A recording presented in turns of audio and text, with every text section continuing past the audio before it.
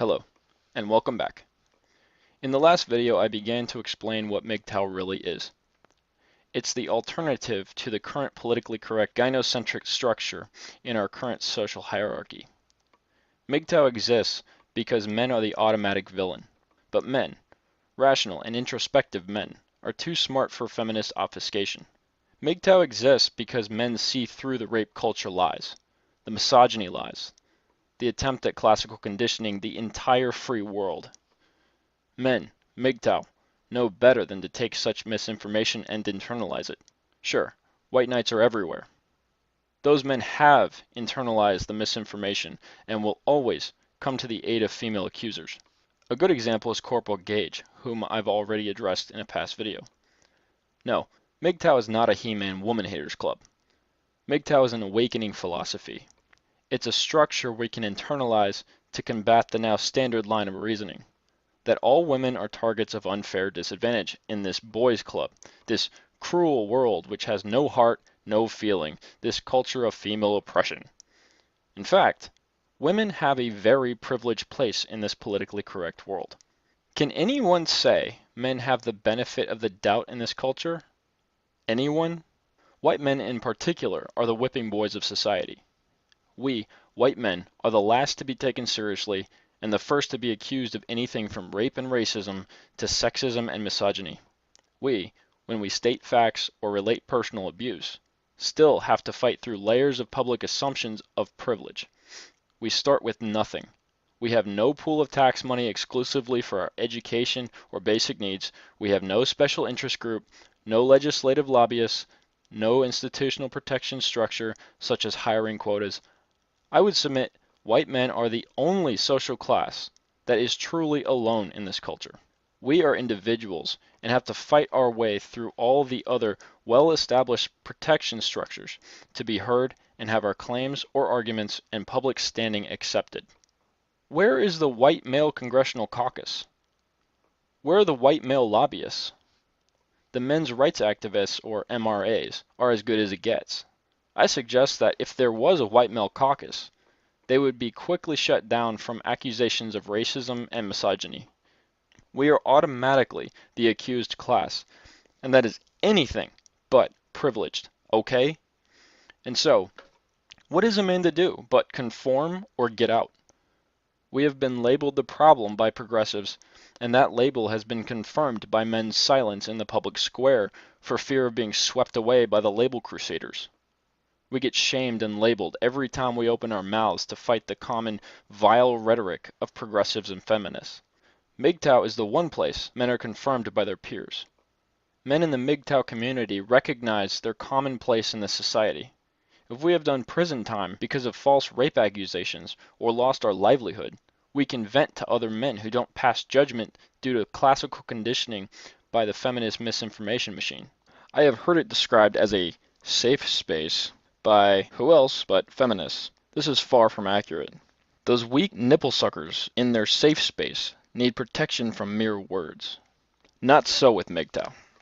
The difference is, men being men, that is, rational and competitive, don't take bullshit for fact. A real safe space is where no one can be ridiculed, called out, or experience pushback. I've seen internal arguments against extreme views. Some MGTOW claim all women are evil, and other MGTOW viciously argue against this characterization. But the point is, these extreme MGTOW are still given a voice within the community. They aren't safe from being forced to defend their position. Men are mentally strong and thrive on competition. If a man has an extreme view, at least in the MGTOW community, he may state that position, and that position will never lead to that man being indicted for such views. If a man were to go into Reddit or Twitter and call women names or ridicule them, that man can be put in jail or fined. In fact, this happened in a well-publicized case in Canada, link in the description.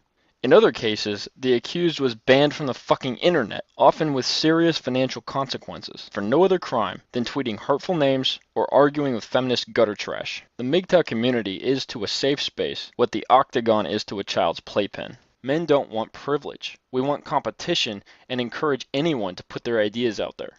What we refuse to accept is using Big Brother as a personal enforcer. Feminists have used the legislative reins of government to their privileged advantage. There is no greater privileged position than to have one's class defined as protected under law.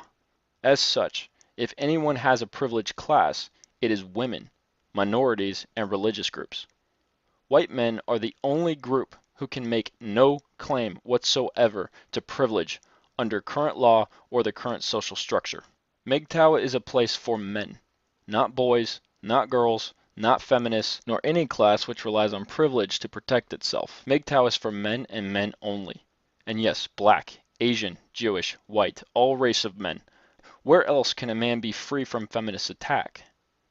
Where else can a man be free from litigation because of his views? Where else can a man go without dragging around a label which automatically makes his opinions suspect and subject to ridicule? I've seen the most incredible intellect in this community. I watch the introspection of these men and am stunned to silence at the depth of thought I observe. Mayor of MGTOW, too, he was forced to recreate his channel because of targeting. Turd-flinging Monkey, Sandman, Messenger Rising, Spetsnaz, and many others. I'll link to my subscribed channels, but there are many more I've yet to discover. These men have shown incredible depth of insight you won't possibly find anywhere else on the interwebs.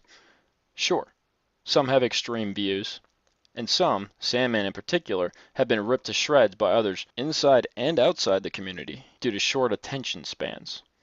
As others hear something that sounds politically incorrect, they jump to conclusions, since one must take the entire video as a whole to really understand the point of his discussion. The internet often has no acceptance for anything requiring more than 5 seconds of mental focus. The attention span of a gnat does not do well in the MGTOW community. Oftentimes, a MGTOW's views come from a dark place.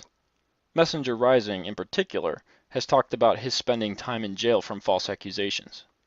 He has vehement anger against women, and in his case, for a damn good reason. But people hear his views and label him a misogynist, crazy, or evil. But know where he's coming from, and you can at least learn his perspective and maybe even gain some insight for your own situation. This man gives his ideas for anyone to gain new insight, even if a viewer finds his position unpalatable. And that is really the point of the MGTOW community.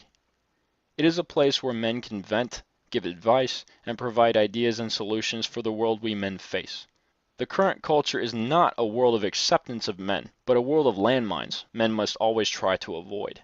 To understand MGTOW, one must realize it is a foundation, a basic philosophy of life. It's a conceptualized construct men can accept as an alternative to the current gynocentric structure we all live in and deal with on a regular basis. Men are told on a daily basis we are a problem, and sadly, so many men accept such a structure without a second thought. MGTOW do not accept this. They have freed themselves from the basic assumptions of this gynocentric, feelings-based cultural economy. The fact that they're the target of feminist ridicule only proves that they, and they alone, are the true opposition to feminist misinformation. When I hear a woman, such as in the Vice article, describe MGTOW sarcastically as a group that have had enough and they're taking their balls and going home, or Corporal Gage describing it as childish, just the other side of the feminist coin, men who want to disregard responsibility, it only stands to strengthen my recognition for MGTOW as the last and only place where men are accepted for what we really are. In the next video, I'll conclude my discussion of what MGTOW really is as I see it.